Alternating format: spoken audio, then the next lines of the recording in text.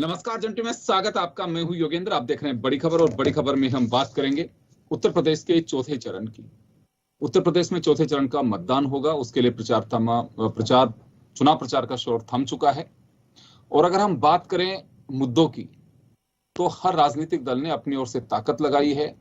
एक बात जरूर देखने को मिल रही है, बात केवल उत्तर प्रदेश की नहीं है, देश के तमाम राज्यों में यही स्थिति बनती जा रही है कि कई मुद्दे ऐसे हैं कि पॉलिटिकल पार्टीज को डाइवर्ट कर देते हैं और उन्हें लगता है कि ये ज्यादा बेनिफिट वाले हैं। हम देख रहे हैं कि उत्तर प्रदेश में जिस तरह से चुनाव प्रचार का शोर थमने वाले दिन, यानी कि आखिरी दिन चौथे चरण के, उस वक्त इसी तरह की रैलियां, ताबड़तोड़ रैलियां, सभी के सुर एक जैसे।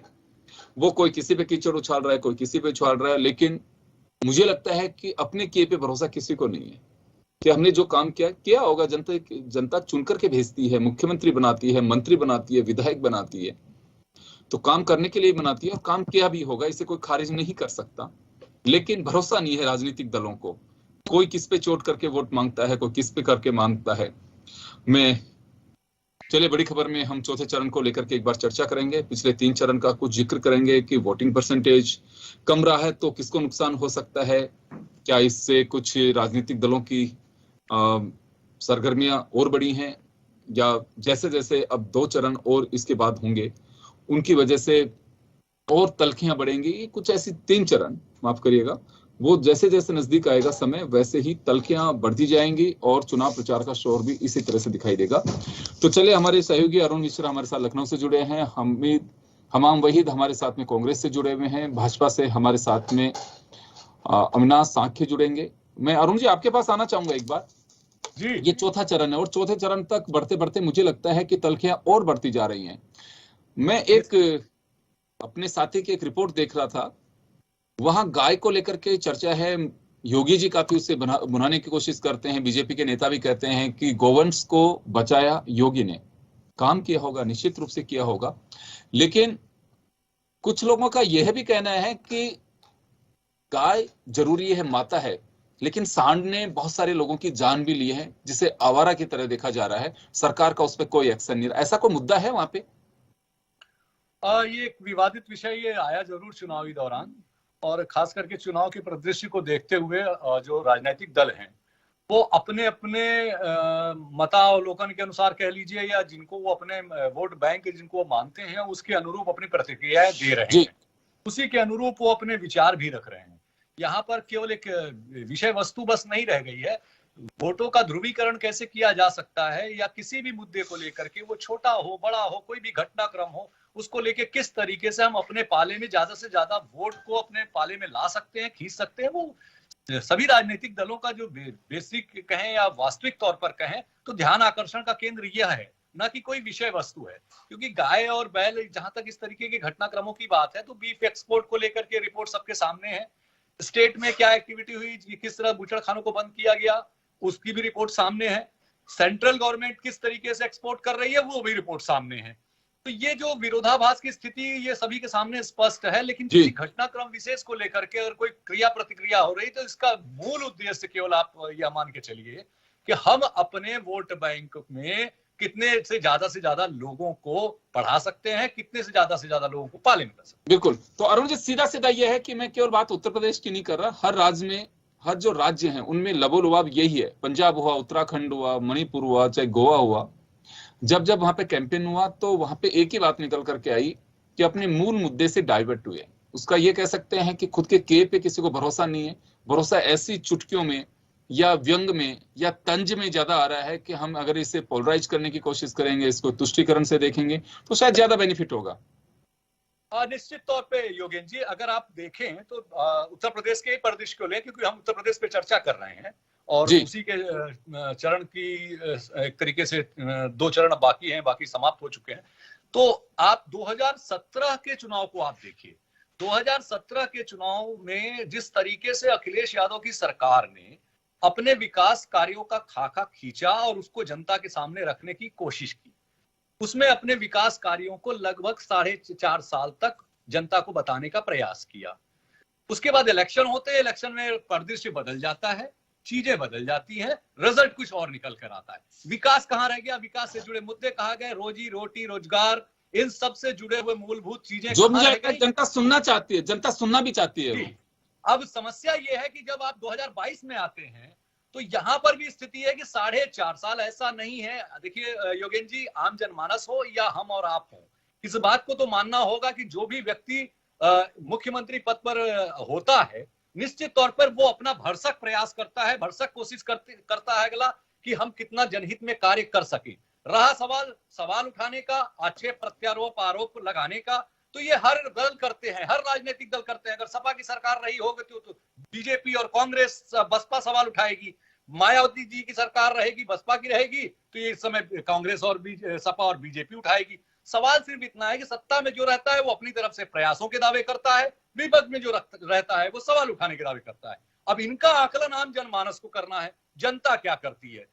तो निश्चित तौर पर जो ये मुद्दे होते हैं, इन मुद्दों से कहीं ज्यादा, वो मैंने आपको कहा था ना कि ये दाल में जो तड़का है, ये दाल का जो तड़का है, ये तड़का ही ज्यादा असरकारक होता है। ये हर राजनीतिक दल जानता है और हर राजनीतिक दल देखता है कि असर कैसे हो सकता है। बात सही कह रहे हैं आप। रेस्टोरेंट में अगर कोई जाता है खाना खाने के लिए, वो दाल किस चीज के, दाल का तड़का कैसा है, दाल में स्वाद कैसा है, लोग ये देख के चलते हैं कि हाँ। आप ये मानिए है कि एक सामान्य घर में बनने वाली दाल और ढाबे पे बनने वाली दाल में कोई बहुत बड़ा अंतर नहीं होता, दाल वही होती है, लेकिन उनके बनावट, दिखावट और तड़के का एक वो होता है कि लोग वहां आकर्षित होते हैं। वही हाल आम जनमानस का होता है कि मथुरा काशी वृंदावन हो, या फिर यादव माई समीकरण हो, या दलित हरिजन का समीकरण हो। कांग्रेस इसलिए पीछे रह जा रही है क्योंकि एक जमाना था कि कांग्रेस की स्थिति उत्तर प्रदेश में जो लगातार रही 30 साल से, अभी वो पीछे इसलिए है कि उसका जो समीकरण है वो ध्वस्त हो चुका है। उसका जो समीकरण था दलित ब्राह्मण और उसके साथ में मुस्लिम का, वो गठजोड़ टूट चुका है, वो अलग। लेकिन मैं एक बात जानना चाहूंगा, अरुण जी, एक बात जरूर जानना चाहूंगा कि प्रियंका गांधी इस बार हम ये कह सकते हैं कि चुनाव के वक्त ही एक्टिव नहीं है, लंबे समय से एक्टिव है वहां पे। और पहले राहुल गांधी, उसके बाद अब प्रियंका गांधी, कांग्रेस की कमान उन्होंने संभाल रखी है।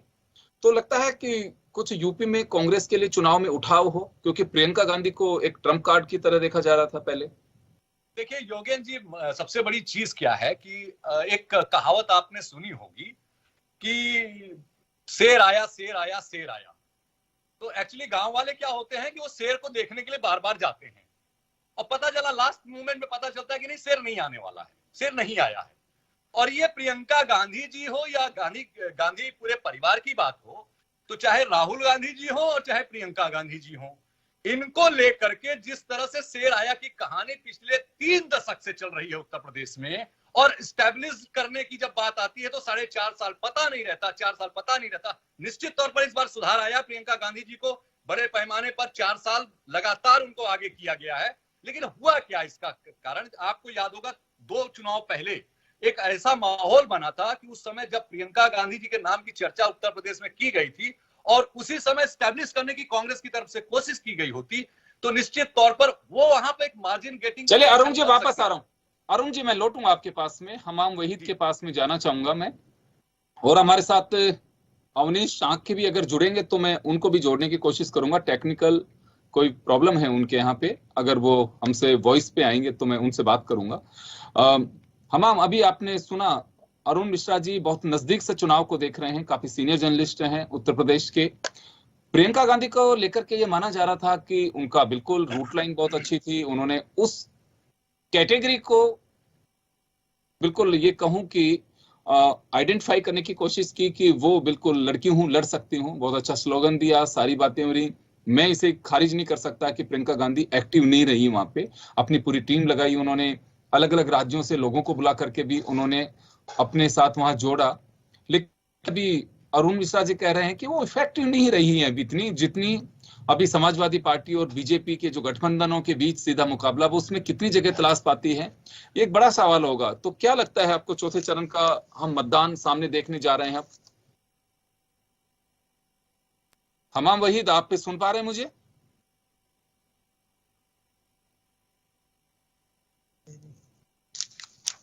चले मैं आऊंगा अरुण जी, वापस लौट। हमाम वहीद, आप सुन पा रहे हैं मुझे?